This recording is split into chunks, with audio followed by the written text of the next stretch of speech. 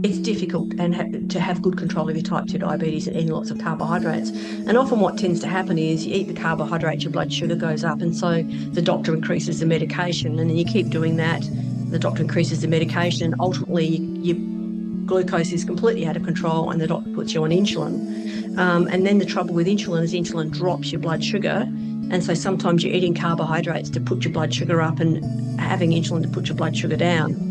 Whereas the easiest thing to do is actually not have the carbohydrates, and then the blood sugar doesn't go up, and then you don't need the insulin. Hello and welcome to Beyond Diagnosis, a podcast to raise your awareness, decisions, and voice for alternative practices. If you've been diagnosed with a metabolic disorder and you prefer other options to a lifetime of medication, then this episode with Laureen Lawler-Smith, who has 40 years experience in general practice and the past 4 years has specialized in using therapeutic carbohydrate reduction to help her patients whom this approach may be beneficial. Welcome, Laureen. Thank you so much for having me on the podcast. It's lovely to have you here.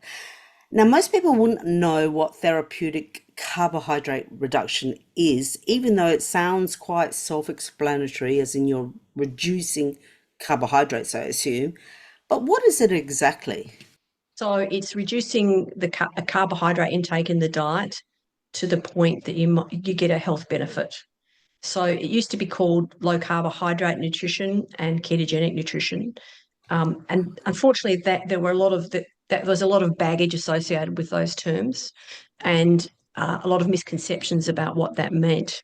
So we've recently written some guidelines for patients with type 2 diabetes for utilising a reduction in their carbohydrates to improve control. And in that document, we coined the term therapeutic carbohydrate reduction to encompass any reduction in carbohydrates. The actual definition is less than 130 grams of carbohydrates per day is therapeutic carbohydrate reduction. How much carbs need to be reduced depends upon what the condition is. So a very low carbohydrate diet is also called a ketogenic diet because it Yes. causes reduce ketones, and that's usually less than 50 grams of carbohydrates per day. So the amount that's required depends upon what the condition is. Said in the introduction, you've been a doctor for 40 years. So why did you move into this area? What prompted that move? So from a personal point of view, I wasn't in good health. I was obese. I was pre-diabetic. I had fatty liver. I had sleep apnea. And I also had high levels of fats in my blood called triglycerides. And I was following the advice that I was giving all of my patients, following the advice that was in the guidelines, which is you just have to eat less and exercise more. And a low fat diet is the way to go. And the reality was that I was just getting sicker. Mm. And I'd been on and off diets all of my life, and I just put more and more weight on. And it just wasn't working for me. And I'd got to the point where I'd given up and just decided, well, this is me. I'm going to develop type 2 diabetes and all the complications. And it was a pretty depressing place to be. Then I came across low carbohydrate nutrition, and I started reducing carbohydrates in my diet. I went off to a low carb down under conference and met a dietitian there, Nicole Moore, and I transitioned from a low carbohydrate diet to a ketogenic diet. And then I lost weight, lost a considerable amount of weight. My pre-diabetes went away, my fatty liver went away, my sleep apnea went away, and my triglycerides returned to normal. And I was just stunned that it was clear the advice I've been giving my patients for 35 years was just wrong. And so then Yes. I started using carbohydrate reduction with some of my patients, and I discovered that you can put type 2 diabetes into remission. Well, whoever knew that? Everybody knows that type 2 diabetes is a long-term condition, and you can't put it into remission, you can't cure it. Well, actually you can if you decrease the carbohydrates in the diet. And so I started using it on some of my patients and had some fantastic results. And I just decided that that's what I really wanted to do. You get over a 35-year period when all you seem to be doing is trying your best to assist patients, Mm. but you're just writing more and more scripts. and these people are getting sicker and sicker, and you really don't see any benefit from what you're doing. It's pretty soul destroying. And I think it's a reason for a lot of doctors, particularly general practitioners, get burnt out. Whereas my job now is I work in low carb ketogenic nutrition at Low Carb Keto Health with a dietitian and a health coach, and people get better. It blows me away. I love going to work. It's just the most wonderful job I've ever had in general practice because people get better. I think one of the other things is you also self-select for people who are interested in lifestyle change. Often in a general practice setting, there are people who are ready for lifestyle change and many who aren't. And so, for example, if you're seeing someone who's suffering from type 2 diabetes, and I'm saying, well, we could make a big difference to this if we reduce the carbohydrates in your diet, and they're saying, well, I'm not interested, then that can be a bit frustrating. So everybody that comes to us at Low Carb Keto Health really interested in lifestyle change. We help them with lifestyle change, and in general, they feel better and their metabolic health improves, and most of them lose weight if that's what they want to do. That sounds amazing. And I just love it that you actually transitioned from writing scripts to feeling like you're actually helping people at a real grassroots level to change their health. And one of the things that always sort of makes the hairs stand up at the back of my neck is when people say, just eat less and move more. It's simple. It's not, brain science, or whatever. It's just not true. That may work when you're really like in your 20s or maybe still in your 30s. But there's so many reasons why someone that won't work for someone. So when you're actually looking to determine who this approach who would benefit from it the most. So everybody who comes along to see us has a complete set of blood tests done. And I'm particularly looking there for evidence of insulin resistance. So insulin resistance is a condition where your cells in your body resist the effects of insulin, and that causes glucose to be retained in your circulation. Glucose can't get into your cells because the cells are resisting the effects of insulin, and that glucose gets converted into fat, and that creates a lot of the problems associated with insulin resistance, and long term it gives type 2 diabetes. So I'm looking for signs of insulin resistance, and some of those signs might be their fasting blood sugar might be elevated, or their fasting insulin might be elevated. The average blood sugar, which is called hemoglobin A1C, might be elevated. They may have fatty liver, which is fatty liver is a disease of insulin resistance. So that's where liver enzymes are elevated. Or one of their blood fats, which are called triglycerides, may be elevated. So if any of those things occur, then almost certainly they've got some level of insulin resistance. We also use a body composition analysis machine, which is it's a medical grade machine, state of the art, which just gives us a huge amount of information. And one of the things I'm looking for there is increased visceral fat. So visceral fat is the fat around the organs, and people with visceral fat have insulin resistance. So I'm looking for signs of insulin resistance. In our population, probably 90% of people have got some evidence of insulin resistance. In the overall population, it's at least a third of people have got insulin resistance.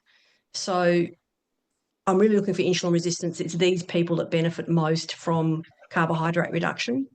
It's a bit more of a complicated answer than that, because when you restrict carbohydrates down to a very low level, you Yes. stop burning carbs for fuel, you start burning fat for fuel.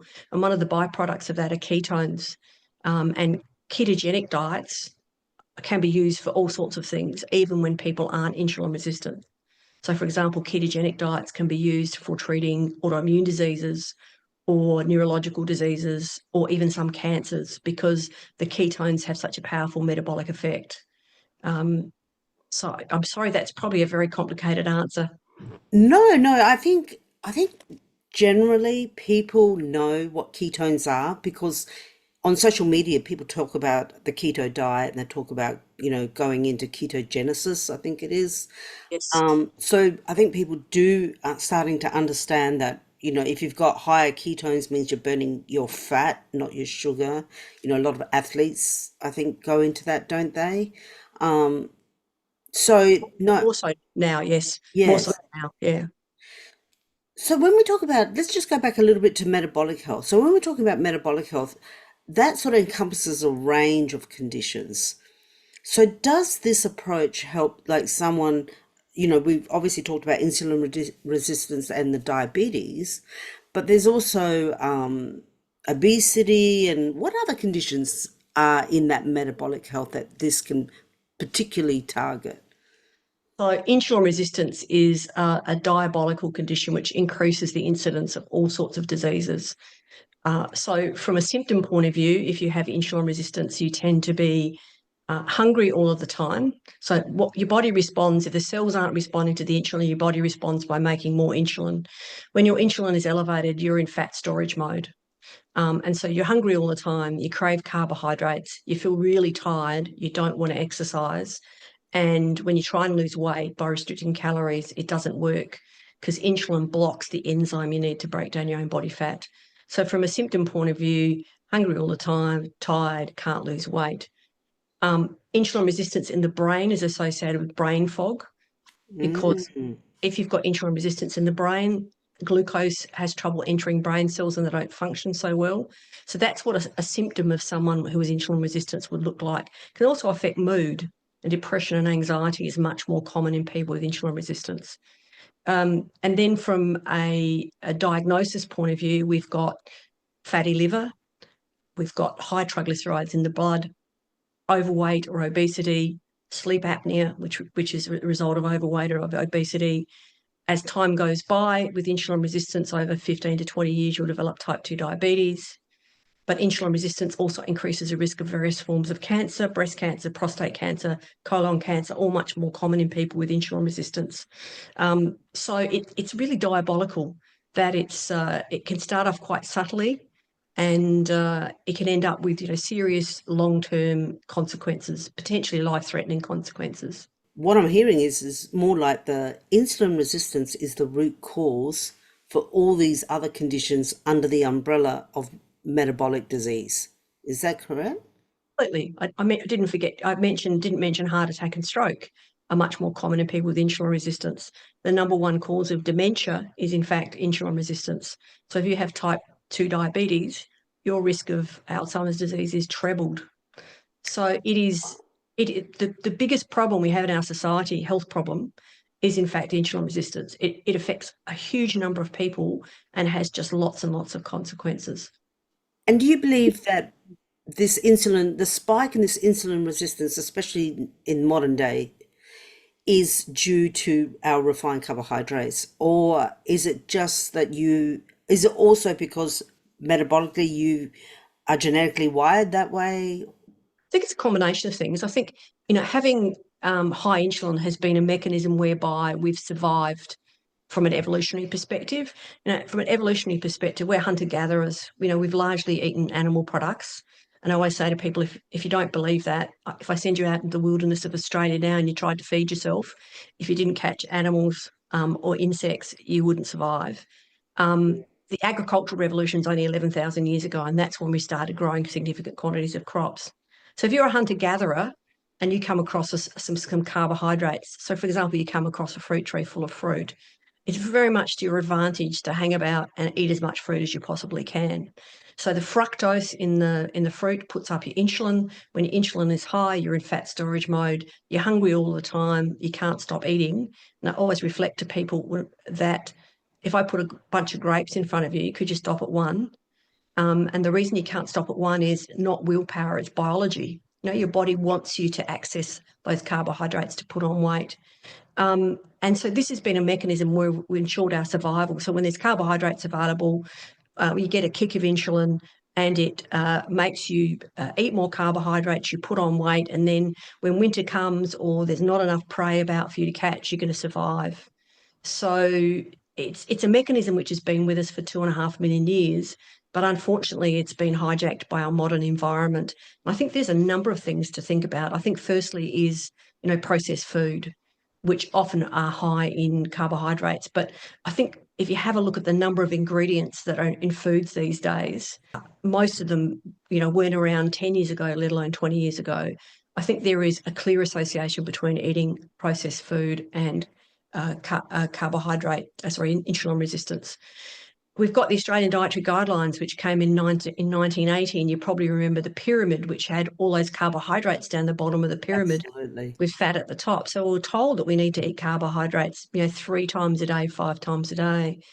But there's other things as well. So there's some evidence that some contaminants in the environment, so air pollution, plastics, pesticides, herbicides, there's some evidence that all of those things may be hormone disruptors and contribute to this increasing incidence of insulin resistance.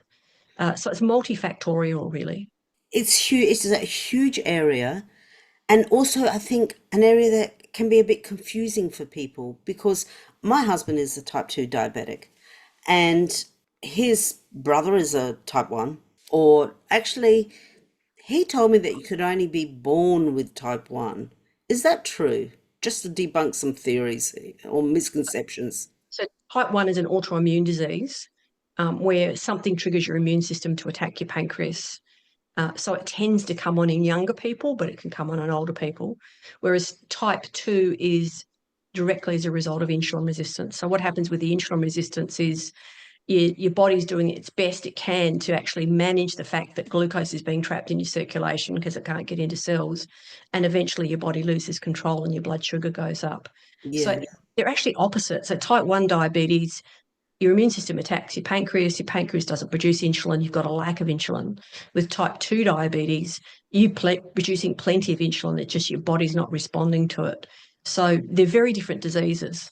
And the other thing that you did bring up when you said about, I wanted to ask, when you brought up about the pyramid, I think a lot of our listeners, a lot of the audience, it's confusing. You listen to the Diabetic Association and they say to, well, they've said to my husband, etc., eat a lot of carbs. Just make sure they're, brown rice, not white rice, or wholemeal bread and instead of white bread. And they don't really talk about restricting the carbohydrates as much, or they say eat some protein with your carbohydrate. But you're not, doesn't sound like you're an advocate for that. I think that the way to control type 2, in fact, both of them, is to limit your carbohydrate intake. So base your diet around protein and fats. I think one of the things that I'd encourage everybody, either with insulin resistance or with type 2 diabetes, to do is to get a continuous glucose monitor and wear it for a couple of weeks. So you can get them online. Some chemists sell them. And the advantage of that is if you have a continuous glucose monitor on, you can see what your eating does to your blood sugar. And if you try and keep your blood sugar between 4 and 8, you'll find out that brown rice will put you above 8, and wholemeal bread will put you above 8. You'll discover what it is. It's about exploring your own body, really, and just questioning your own body and saying, okay, how can we keep my blood sugar under control? So I think it's a fallacy that you can eat lots of carbohydrates and have good control of your well, it's difficult to have good control of your type 2 diabetes and eating lots of carbohydrates. And often what tends to happen is you eat the carbohydrates, your blood sugar goes up, and so the doctor increases the medication, and then you keep doing that. The doctor increases the medication, and ultimately your glucose is completely out of control, and the doctor puts you on insulin. And then the trouble with insulin is insulin drops your blood sugar, and so sometimes you're eating carbohydrates to put your blood sugar up and having insulin to put your blood sugar down. Whereas the easiest thing to do is actually not have the carbohydrates, and then the blood sugar doesn't go up, and then you don't need the insulin. The standard way we manage type 2 diabetes in Australia is, I think, it's problematic because, that's the way I used to manage type 2 diabetics. And I can say to you, I always used to say, you've got type 2 diabetes, and unfortunately, this is a chronic long-term condition. And no matter what you do, you are going to get worse and worse, and you're going to end up on more and more medications, and ultimately you end up on insulin. Now, how is it saying that to a person? I mean, that's terrible. It's Whereas terrible. I can say to them, okay, you've got type 2 diabetes, you are intolerant to carbohydrates. We need to limit your carbohydrates to control your blood sugar. We need to develop a diet that you love to eat, which satisfies your needs, which is low in carbohydrates. And that's what we aim to do. That's what we do in the clinic, is to try and get people on a plan that they don't need medication. And it blows you away when you see someone with poorly controlled type 2 diabetes and they drop their carbohydrates in their diet. In 3 months, they actually don't have diabetes. can you actually, instead of always just managing it, can you reverse it with this? You can. The earlier you start decreasing carbohydrates, the better you are, because one of the things that happens is in response to the insulin resistance, your pancreas churns out lots and lots and lots of insulin. And over a period of years, your pancreas will get burnt out and it won't be able to produce the same amount of insulin. So in general, if we get someone within the first, say 5 years of having type 2 diabetes, we can put that into reversal so that their blood sugars are normal, their insulin is normal. If someone's had it for 20 years, then we could certainly improve their control dramatically. But sometimes we don't get to the point of them being in remission. Sometimes we've just reduced their medication and improved their control significantly, but not necessarily put them into remission. For the people who have diabetes and preventative, there's a difference between keto amount of carbohydrates and just a low carb diet. So this is a two-part question. Like, what's the difference in the amount of carbohydrates for each? And if someone was in a prevention mode, what would you suggest the amount of carbohydrates they eat? And if they're a diabetic, type 2, how much would they eat? What's the difference between keto and low carb? And then prevention, and you actually do have diabetes. So as soon as you start burning fat, you'll produce ketones, and they will appear in your system. In order to have a significant amount of ketones in your system, you probably need to have less than 50 grams of carbs a day. Mm. For someone who wants to prevent getting type 2 diabetes, you'd start at less than 130 grams of carbs a day, which is just the traditional definition of low carb. How much you need to restrict carbs really depends upon how metabolically unhealthy you are. So, for example, for myself, in order to maintain my normal blood sugars, because I had insulin resistance for a long period of time and I was on the verge of getting diabetes when I started my low carbohydrate diet, I need to stick with less than 20 grams of carbs a day, which is in the ketogenic range. Other people who've just been diagnosed with type 2 diabetes, may get by with less than 70 or less than 50. So I'll sort of summarize and say what we tend to do is we say to people, let's go keto to start off with. Let's go less than 20 grams of carbs a day. Let's get you to where you want to go. And whether that's improve your symptoms, lose weight, or become metabolically healthier. And when you get there, we're going to work out how many grams of carbs you can have. So each individual has got a carbohydrate threshold. So what we tend to do is say, let's start at 20. So next week you're having 30 grams of carbs per day. How are you feeling? Do you still feel well, or all of a sudden you're starting to be hungry again, or you're putting on weight? And then the following week we'll go 40, and the following week we'll go 50. And eventually you'll get to the point that you've triggered off the metabolic evil twin, because all of a sudden you're starving hungry all the time and you can't stop eating and you want to eat carbs and you feel exhausted and you want to sleep and you start putting on weight and okay, I've over the threshold, I need to back off. And we also complement that with blood tests as well. Just again, we can see whether your parameters, your blood parameters start going off. So it's a matter of, this is what we do. You don't have to do it this way, but keto to start off with, get where you want to be, and then add back carbs until we know how many carbs you can have. An alternative approach is just say, let's start with less than 75, and let's do that for a month and see where we're at. And if we're getting the gains we want with less than 75, well, that's great. And if we're not, we can drop them. So you can do it either way. Yeah, it sounds incredibly individualized, and because of that, not to go alone, like to really seek out someone like you who's an expert in this, because a lot of people just self-diagnose or self-medicate by themselves, as in, I'm just going to drop my carbs to this and see how I go. But it sounds very specific in the amount of carbs and how you should actually do it. It is very specific.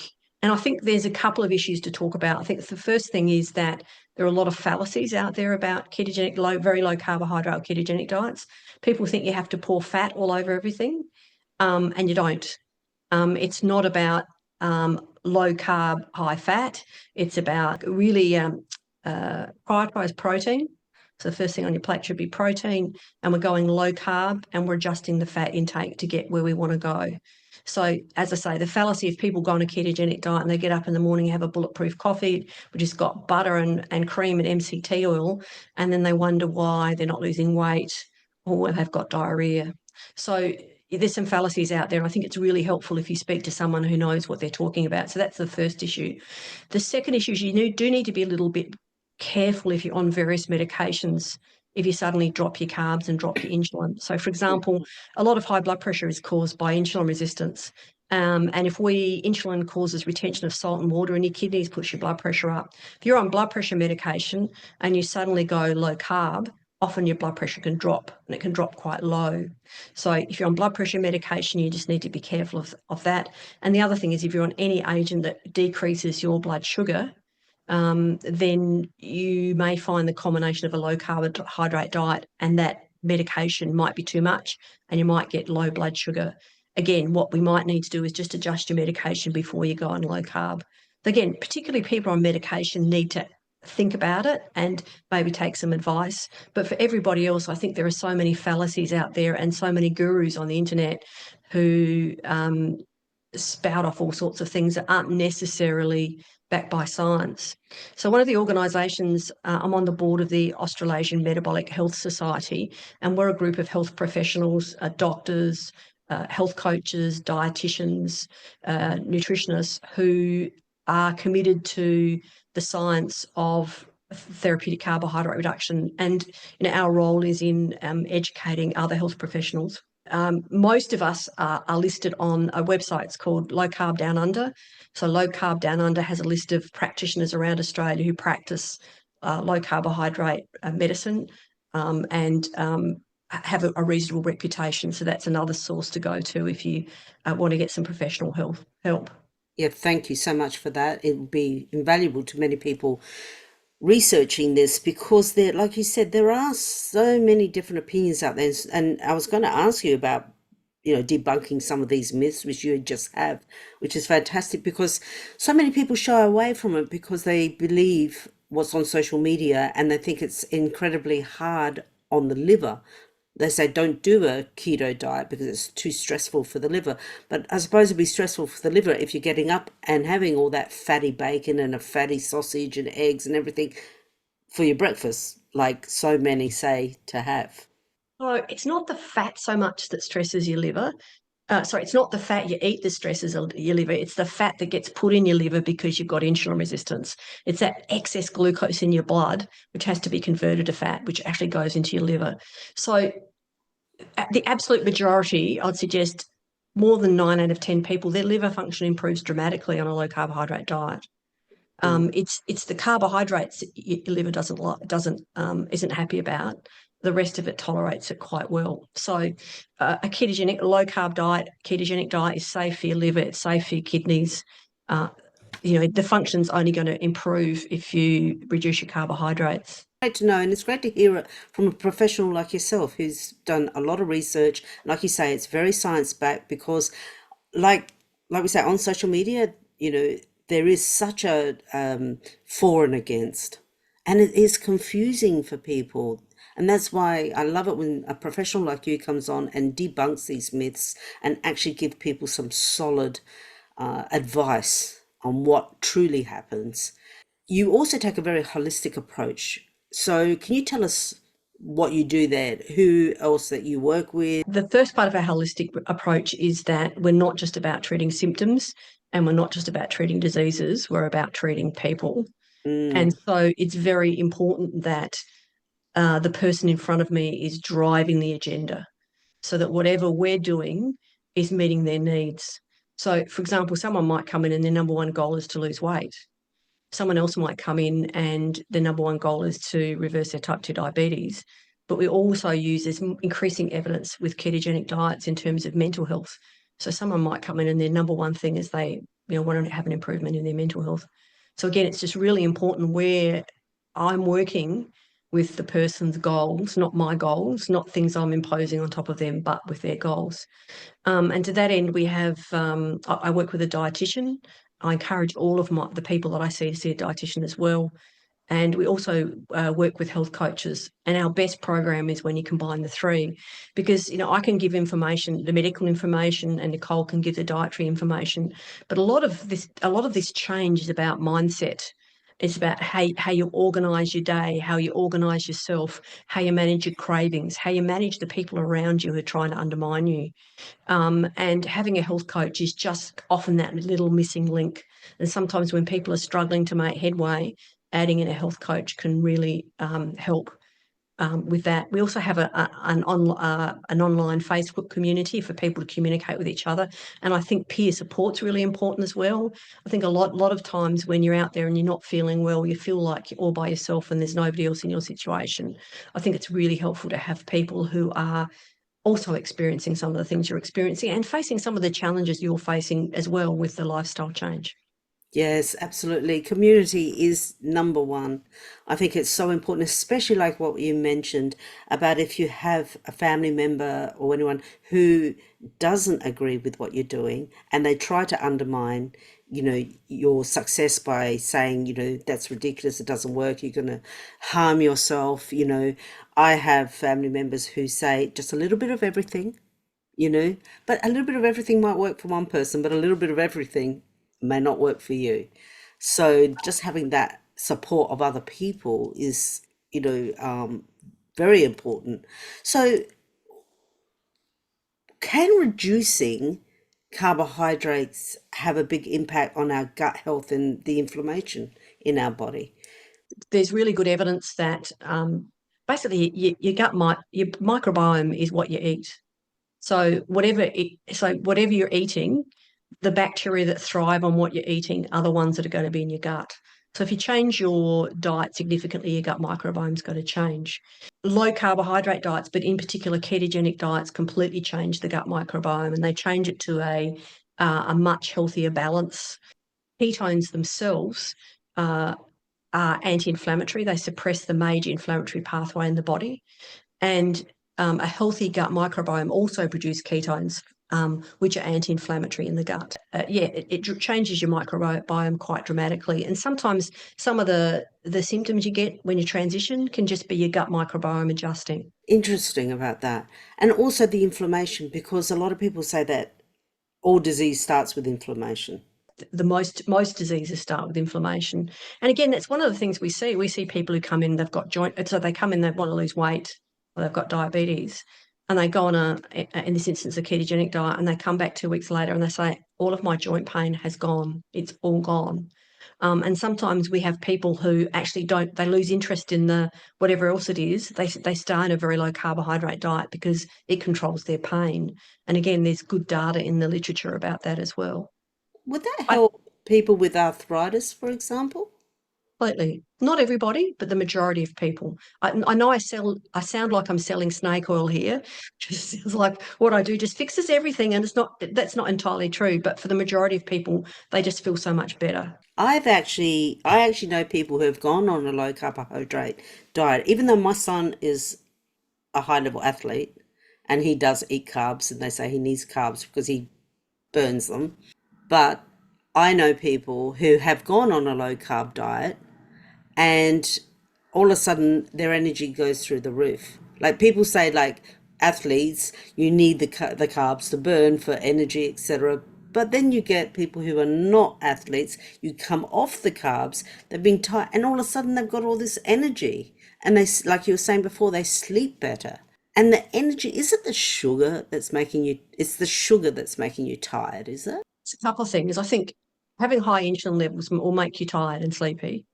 So if you've got insulin resistance, your insulin levels are high, it'll make you tired and sleepy. But I think for a lot of people also, they get um, eating a lot of carbs, they can get reactive hypoglycemia. So they eat carbs, their blood sugar goes up, and then your body over responds, and then your blood sugar crashes. So, for example, for me, in general practice, when I was unwell, you wouldn't want to be my 2 o'clock patient because I'd eat lunch between 1 and 2, and at 2 o'clock, it was all I could do to stay awake. So I think sometimes that tiredness can be the reactive hypoglycemia. Oh, that's interesting. That's that what they commonly call the 3 p.m. slump. Yes, yes.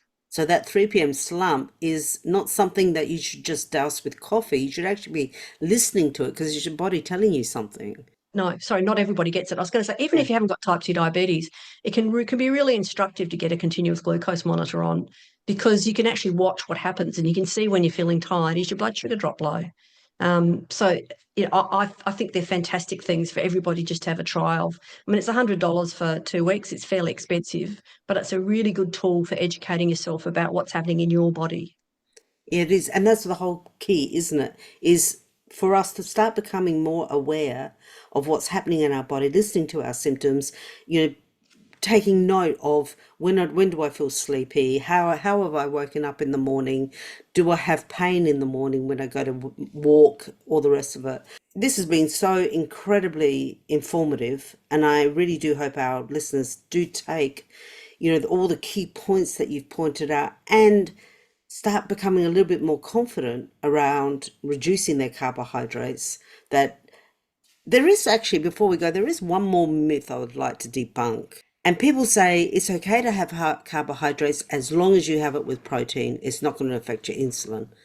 So protein will slow down the absorption of the carbohydrates, but if you're eating lots of carbs, your blood sugar is still going to go up. So tell us, Laureen, what is one action someone can do today to further, better their metabolic health? I think for the majority of us, we are, well, first, number one, stop eating processed food. Eat real food.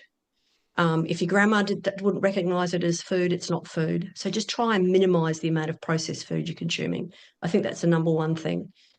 I think the number two thing is just have a look at, how many carbs you're consuming and consider whether it is impacting your health at all. I mean, for really young people, they're not insulin resistant, and for the older people who don't have insulin resistance, you can eat lots of carbs and it's not going to impact you. Processed food, not so, but for the majority of people, if you do decrease your carbs, you will feel better and you'll be metabolically healthier. Great advice to finish. And for our listeners, if anybody would like to contact Laureen or find out more information, all of the details will be in the show notes. So do look there and do contact her. Thank you so much for coming on. It's been a pleasure. Yeah, it's been a pleasure talking to you. Thank you so much for having me on. I would love to know, what was the biggest insight or aha moment you got from this interview? So you can now speak up, take action, and make informed decisions for your health.